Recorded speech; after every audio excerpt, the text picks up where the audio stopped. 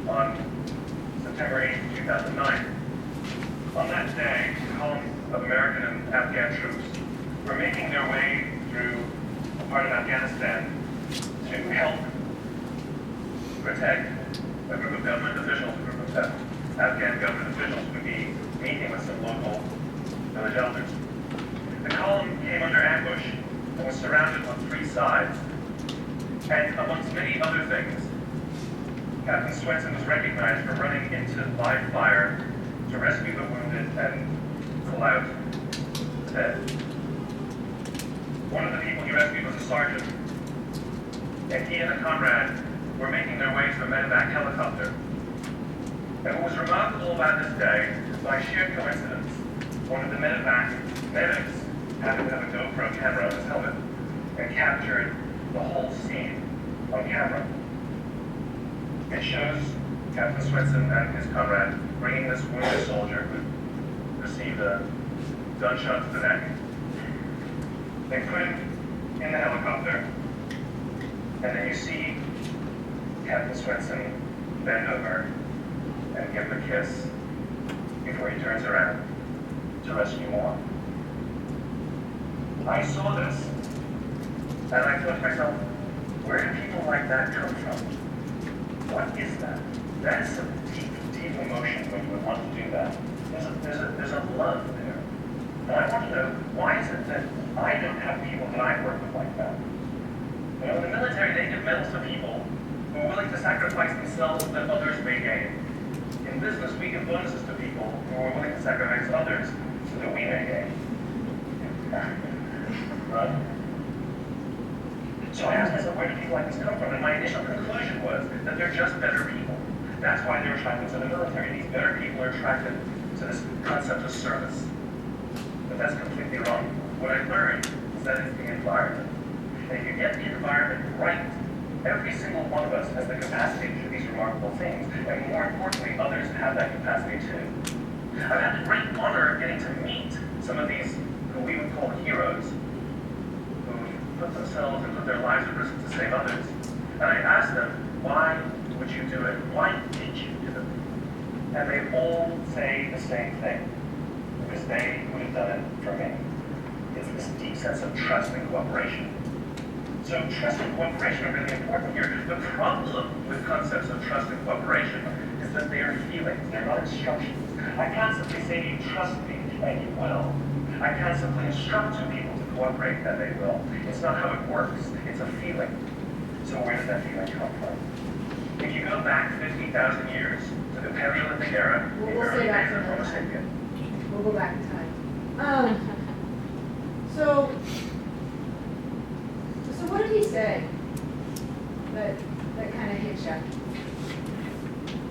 You have to create the environment. Create the environment, right? We talked about that. What else did he say? I did it because they do it for me. Ha! Absolutely. Right? You mentioned that 5-letter word again. Trust. Right? That's a big thing. I love the statement he makes of we have it backwards, right? The way we reward, the way we incent, we have it backwards. Okay? So I recommend, he's got great things to say. And so finish that video. Why, how do leaders make you feel safe? And then he's got others. He's got great stuff. So we're going to kick this off with leading leaders. So So great leaders know how to lead other leaders. Now this isn't something most people are born with.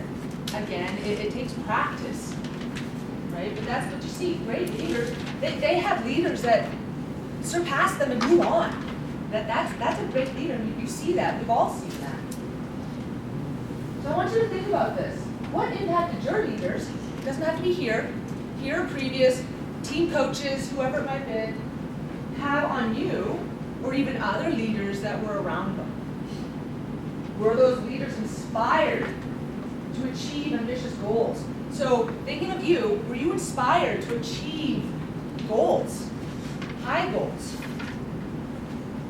Were you or others, were your team, were you more productive because of this leader, right?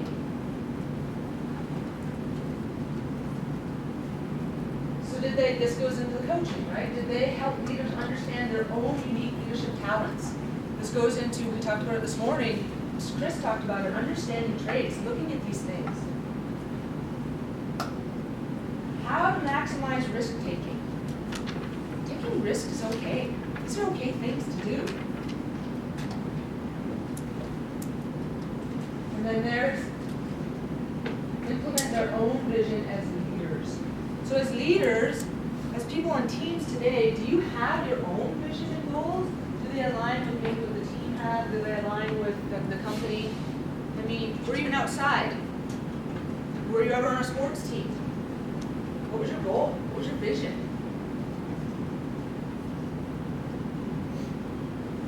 They support failure. I'm guessing that no one has been taken out back and beaten because you made a mistake. Right? Maybe. So I have, you'll over the next couple days, Chris and I have lots of anecdotes. So here's one.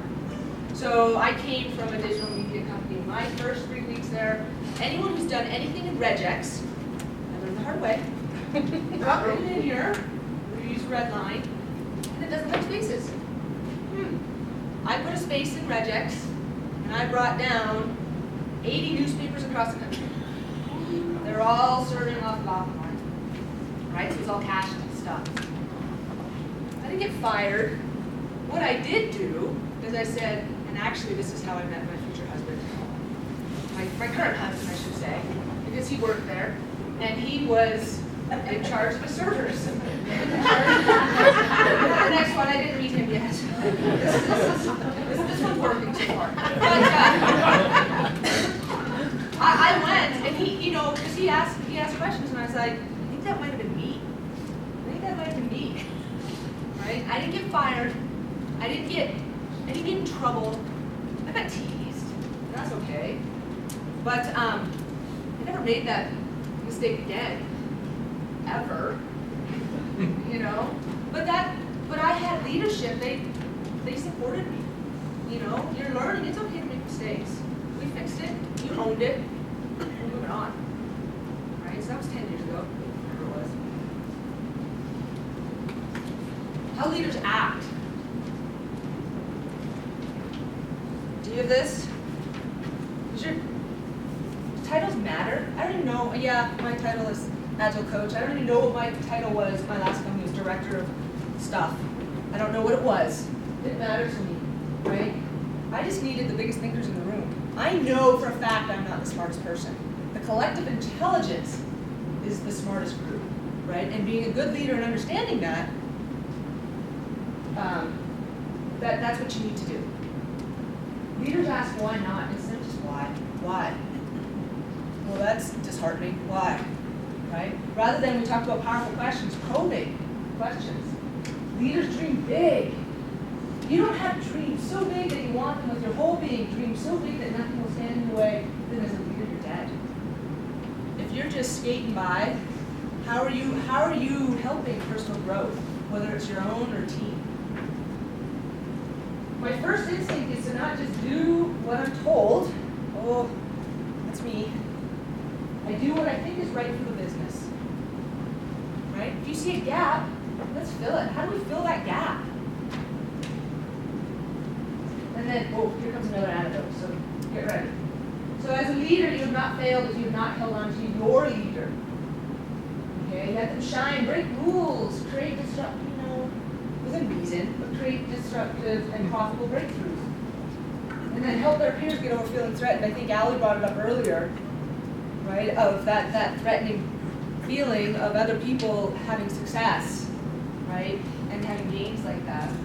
So another quick one, I worked with the support manager. I was the web development manager, I turned into the director or whatever, but it was on the website. And so part of what I did was I built a path for internal employees, internal members, to say, hey, if this is what you want to do, here's some things we can help you with this. Start taking these classes, partner up, let's build a mentorship, right? And so he would get pissed because he was tier 1, he was support, and his support people would grow and move on. They didn't leave the company, they moved on, they became web developers, they became Java developers, they went on to QA, whatever it was, it didn't matter. Maybe they took a management path, but he would get pissed, right? So as a leader, you want to celebrate that success. Celebrate these leaders that you've grown and you've helped grow and develop. Does that make sense? So, reading that may be a little twisted, but hopefully that helps a little bit. Anyone experienced that before? Managers in roles where they kind of get pissed when team members move on, right? To grow themselves and to create their careers, try new things. It's not be those people. You don't want to be those people. So that's a little bit about how to be a leader, right? Are we going through change right now? Always. This one's pretty big for Nelnet. I've only been here a couple of years, but I think this one, I know they've gone through some big ones, but I think this one's kind of large too, right? Oops. Hold on. I got ahead of myself. Bear with me. Here we go. So behaviors.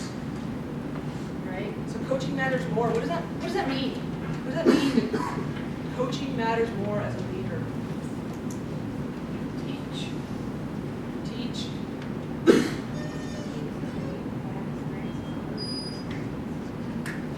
Learn from your experiences, right? Or failures.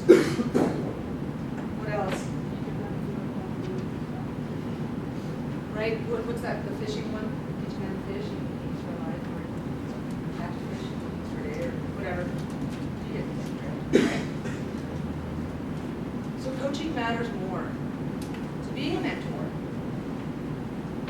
Thinking matters more. What do people's Outlook calendars look like?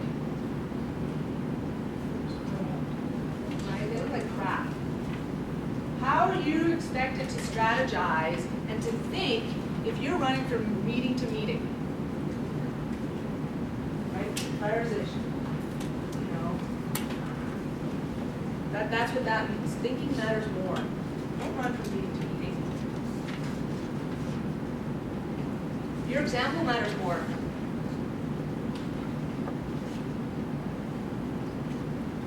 What do you think? Lead by example. Lead by example. So people are listening to you. They're listening to you. They're watching your actions. So pay attention to that. I mean, you've got children. We try and do it at home. It's the same thing. It works universally. Conversation matters more. Whoa. Any ideas? You want developers to have a conversation? That's interesting. We do. Break down those walls. Communication. That does not mean more meetings, right? That's having more conversations. Let's talk to them. Shut up and listen, right? Talk to one another. Talk to other groups. If it's something quick that can be done with a quick conversation, we don't need a 30-minute meeting on a calendar, right? It goes to what Chris talked about with trust. If you trust me, can I go and talk to so-and-so? The most effective managers that I have had here at QAD, to me, their primary trait that was important to me was that they listened. and really comprehend Absolutely. Absolutely. Listen. That was part of the servant leadership one, right? One of those traits, behaviors, whatever it was, characteristics. One of them. Whatever. One. It was there. I saw it. Influence matters more.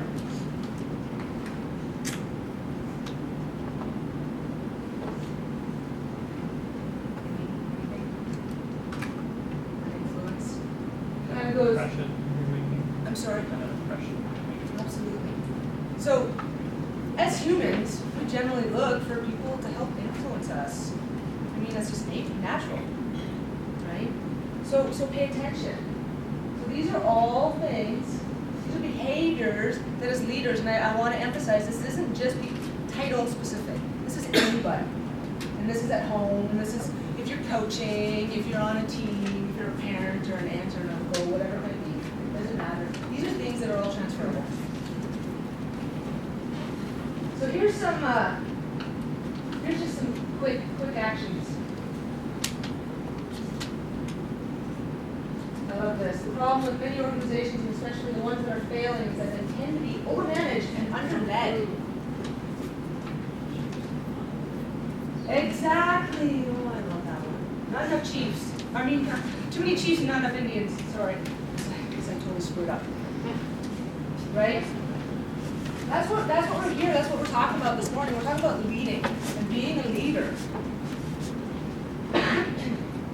Let's set the expectation that leaders will lead. None of this, leaders in training. Just go do it. And then let's talk about it. Let's have a conversation.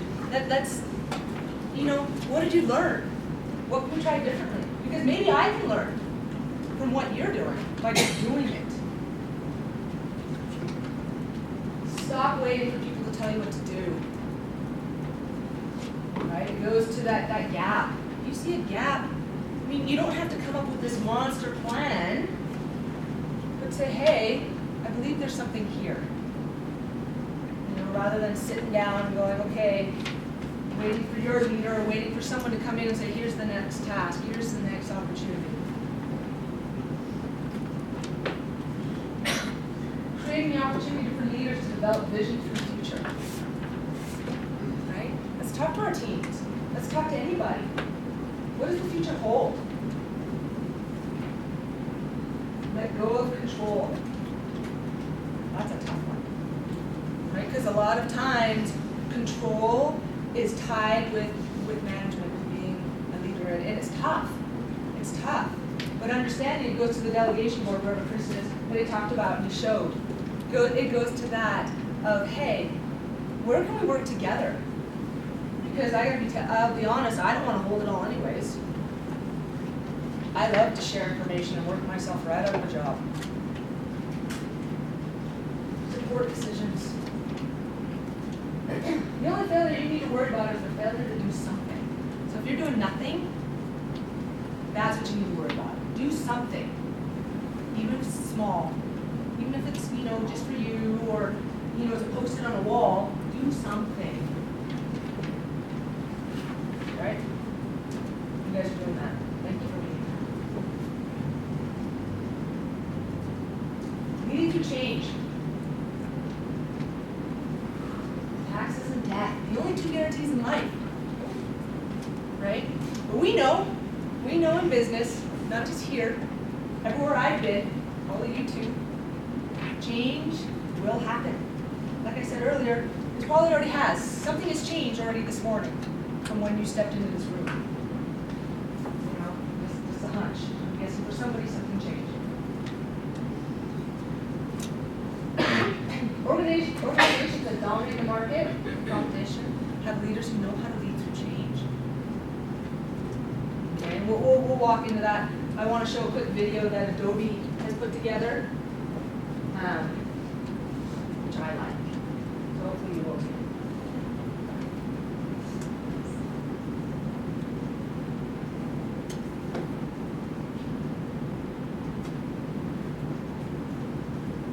Hang on, it's always the challenge of finding the mouse with the strings.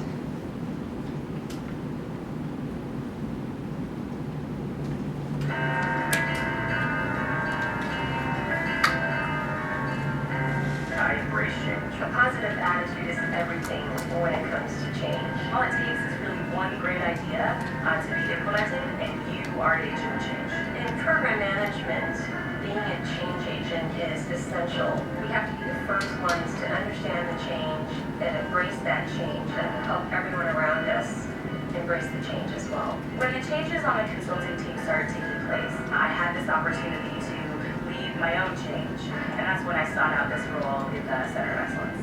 Recently taken over the account management team and really changed the impact we had on the organization, and that was something new for me. Quite frankly, I'm relishing it. I've never been happier in my role.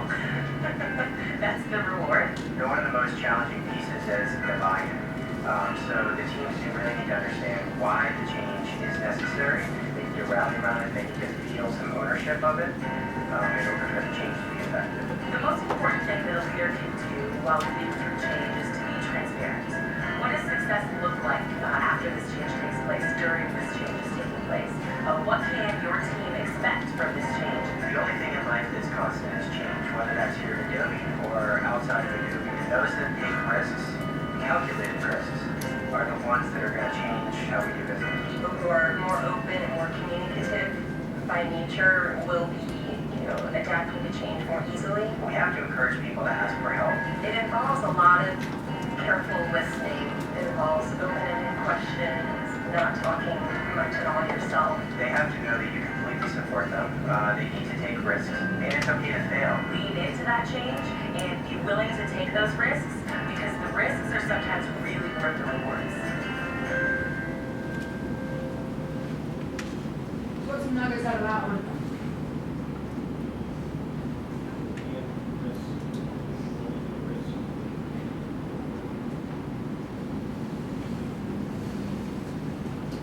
So able to take some risks, be willing to take some risks for reward. What else? Absolutely. What else? You have to be willing to listen. Listen. Right? Moving on. Positive attitude. Positive attitude. Positive attitude. Leaning into it. Embracing the change. We know it's gonna happen. Let's embrace it. See where it takes us. Right? Be a part of that destiny. Be willing to step out of your comfort zone. Absolutely. I don't know who knows this. I lean to the introvert side of the spectrum. Chris is very much on the extrovert side. And so this is out of my comfort zone. I mean, I'm okay doing it, it's taking practice, but I do lean over this way. Right? What else? What? Listen more than you talk. Absolutely. These are all things of change and being a leader through this change. Understanding where it's going to take us. Or maybe not even understanding. We don't know where it's going to take us. But let's try. Let's jump in. Let's talk to one another. Let's ask questions. Let's invest. Right? I like that video. Short and sweet. We gotta talk about this. Change does fail. Right? So, 2013, there's a, and that really is their name. Chris needs questions, because that really is that. Revealed that the success rate for major change initiatives is only 54%. Why might that be? Never guaranteed. Direction and hope that the work plan will work, but if it doesn't change direction. Right, maybe they do. That's because people probably don't necessarily always know why the change is happening. You can't get on board with something and support it if you don't understand it. You hear too often, change for the sake of change's sake. That's what it feels like sometimes. Oh, they're changing something again because it's a new year. If you don't understand it, you're not going to be supported and effective and helping it happen. That I was gonna say, yeah, it is if the employees buy in. So you know why this is happening. Change. But just think, 46% of those changes were successful. and maybe they were redos of the 54. Who knows, right? Not the right people embracing it, I'm sorry. not the right people embracing it. Right. Not everyone embraces it. Not everyone embraces change. Those are all good, thank you. Change fatigue. So, running an experiment, right? You change 10 things. So maybe too many changes. How do you know what really changed? You don't. How do you know what really worked? You don't. People get tired of it. Change for the sake of change. Results come too slowly. Right? And then you guys get on this last one. So you don't have ownership. There's not enough input. And that's not saying that, you know, what I say, you know, John Turner is gonna take and go, got it, Aaron. You know, we're gonna do that. But I've had my voice. I've been able to speak up. I think one other thing is people not understanding why the change.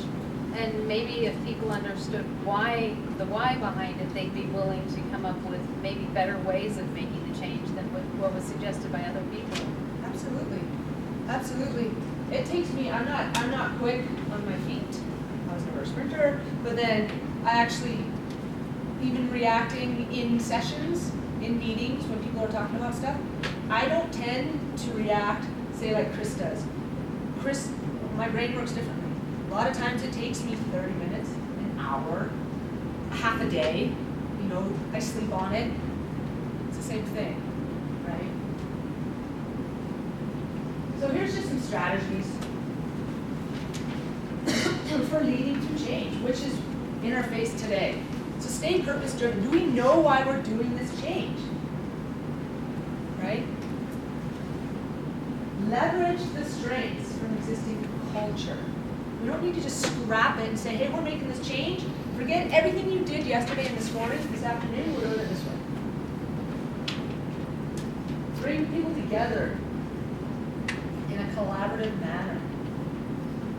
Again, let's have conversations. Let's talk to one another. Communication must be constant.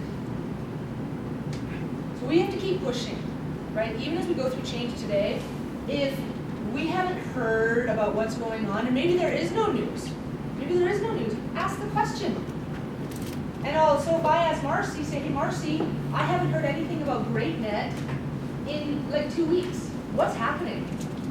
She'll just be honest, say, Aaron, I don't know. We're still waiting for the RFP. Okay, thanks. Right? So make sure it's constant. So if I'm not getting it, I'm gonna ask. Keep those lines of communication open. But as leaders, that's your role. You should be, you know, and Marcy now goes, gosh, I should remind myself that every few days say, hey guys, how are we doing? Right? Even if it's repetitive, it's okay. Navigate through conflict. We will have differing opinions. We will have our own opinion. Maybe my opinion isn't the same as Chris's. That's okay. But we need to figure out how to navigate through that conflict so that we can continue to embrace this change and keep moving forward. Right? And conflicts at 1:30 today. Stick around, it'll be great. You'll get to see how to navigate through that. Invest in the people who are here. Everyone's here because they want to be here. So let's focus on these people. Right?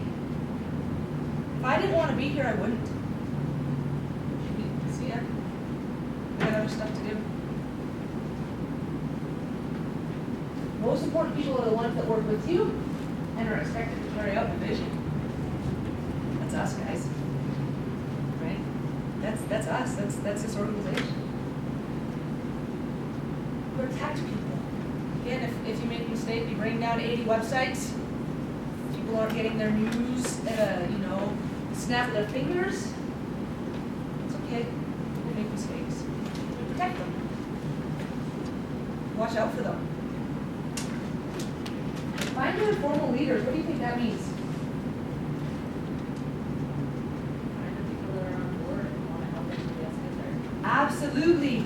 That goes back to this, right? That edge. Be that catalyst. Look for those people that are on board and looking towards how can I make a difference? How can we make a difference through this? So find those informal people. Again, titles, it's just a title. Put in a signature.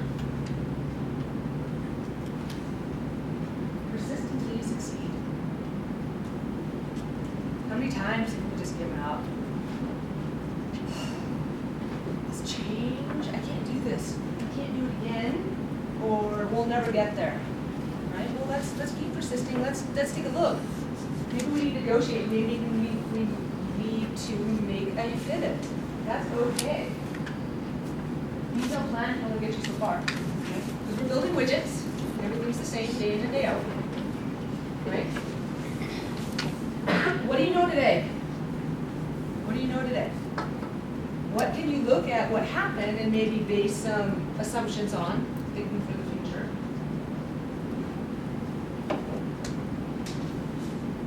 Set the tone, right?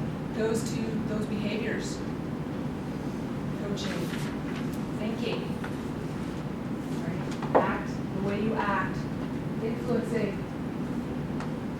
As humans, we do not like change. We generally run for it, right? Whoops. Let's face that change. Find a way to keep moving forward. Right?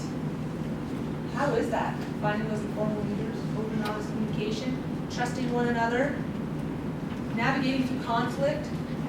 We gotta keep finding our way. And if it means we stumble and fall, that's okay. We get up and we learn from that and we keep moving. Help people find the positive in it and see that it's something being done for them and not to them. Exactly. Makes a big difference. Did everyone hear that? Yep. It was kind of in line with the asking versus telling. Right? Let's ask people. Talk to one another.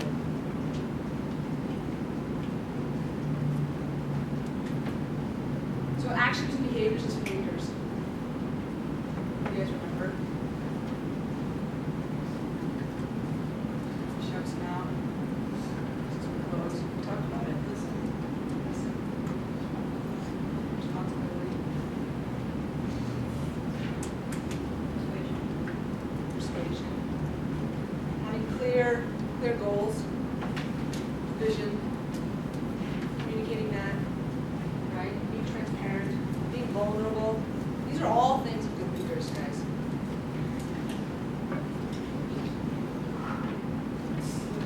Kissing people. Right, yeah, I don't know if we need to go around kissing people. I don't know what Christine would think of that, but, you know, but that vulnerability, empathy, right? Change is hard, we get that. I'm not gonna try the word, because I'll get it wrong. Why change fails, and how leadership can lead through times of change, right? So, failure, it's not inevitable, but it happens.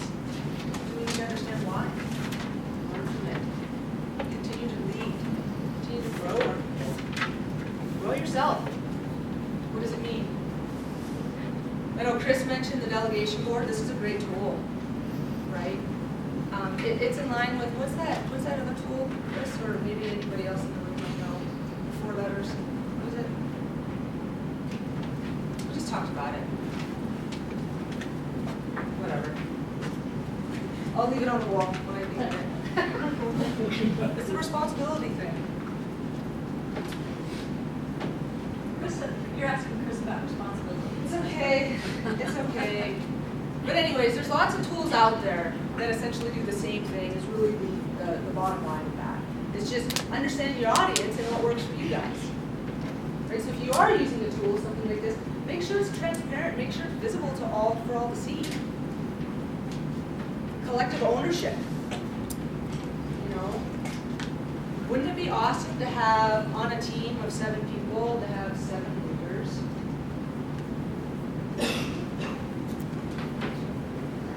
Well, but that's the idea of being servant, right? You're selfless. Not in for you,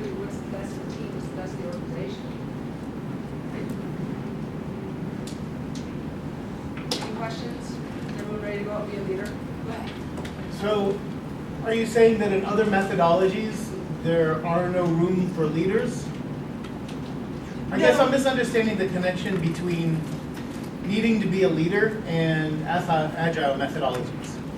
Well, it's a mindset, right? So other methodologies, so if you look at waterfall, Right? right? So you have your manager and maybe a project manager, and they task work to you. So where's the innovation? Where's the ability to grow? Right, so this is changing. Provide input. Sorry. Where is the room to provide input? Yeah, provide input. So this is opening that up. Whereas as your leader, I'm gonna ask you. So if I'm in a group of like 10 people and we decide on, okay, well, there's the project manager and he says, I want to build widget X. And there's the developers that say, the best way that we have to build widget X is to do this and this and this. And we're going to be, probably this will take 2 weeks if the project manager wants that. If they want this, it'll take a month. If they want this, it'll take 3 weeks.